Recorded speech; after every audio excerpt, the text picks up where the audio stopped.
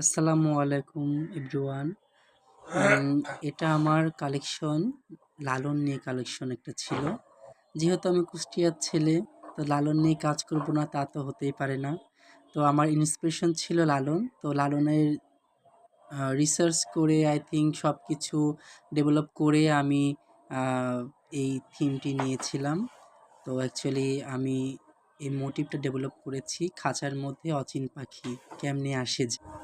পাখিটাকে ফুললি গামছা দিয়ে প্যাচওয়ার্ক করেছি। যেহেতু আমাদের গামছা ঐতিহ্য, এর মধ্যে গামছাটাও আমি ফুটিয়ে তোলার চেষ্টা করেছি এবং কিছু গানের লাইন দিয়ে দিয়েছি। যেহেতু এটা আমি খাঁচার মধ্যে পাখি রেখেছি, তো আ লিখেও দিয়েছি খাঁচার মধ্যে অচিন পাখি কেমনে আসে যায়।